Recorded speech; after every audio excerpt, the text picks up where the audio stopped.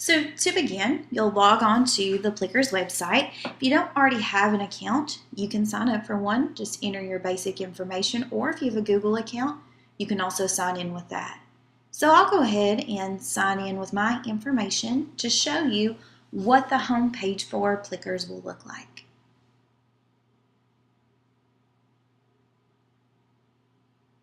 So this is what your home page will look like. Mine will look a little bit different just because I've already entered in some questions and I already have my classes entered. So to get started, we'll begin by entering in classes. So click Classes and click Add New Class. Now if you see, you can enter your class names. You can do it as like a class period, the year that you're teaching. So for me, it's 6th grade. So I'll select 6th grade there, and then your subject and click Save.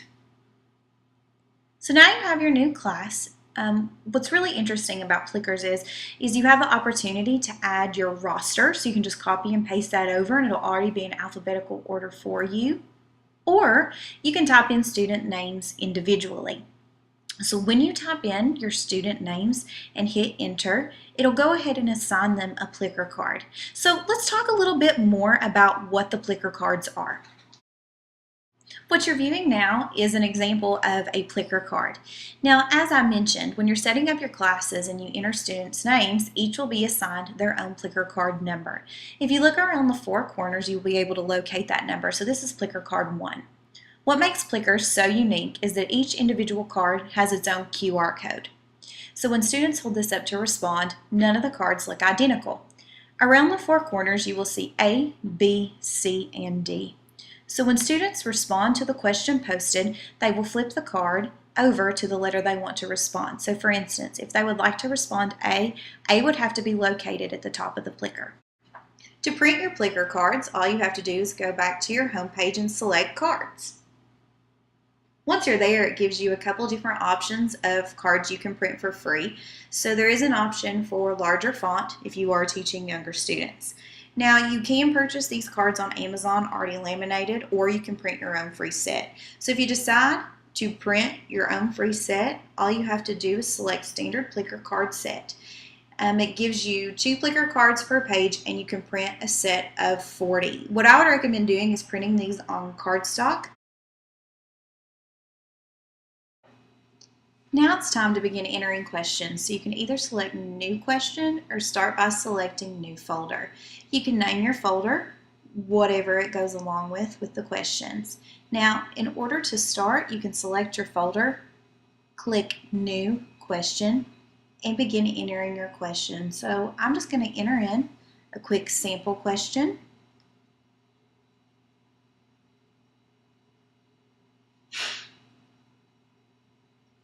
Okay, so you have the options of doing multiple choice or true and false. So for this sample, I'll just do multiple choice, and you can enter in your answer choices. So you can enter in up to 4.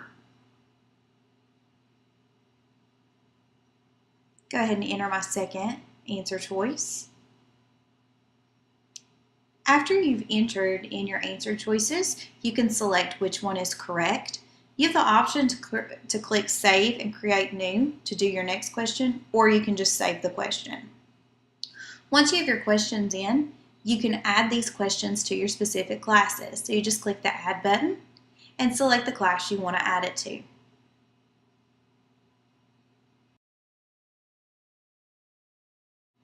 Now it's time to download the app. So you can download this from the App Store and use it on any iPhone or iPad devices. So once you log into the app, you use the same login that you used on the website. You'll see a list of your classes. Once you see the list of the classes, you can select the one you wish to use the Plickers with. After you select the class, your questions will appear. When you're ready to display your question to the class, all you have to do is go to the Plickers website and click Live View. You switch over to the app and you select the question that you want students to view. It will appear on the screen. If you notice in the corner, it lists students' names. You can select Hide Panel to hide those options until the end. So the questions are displayed. This is what it will look like when you begin to scan student Plicker cards. Once you're finished scanning the cards, you can submit scans and show the panel again. You have the option of showing students' names and the graph and to also reveal the answer.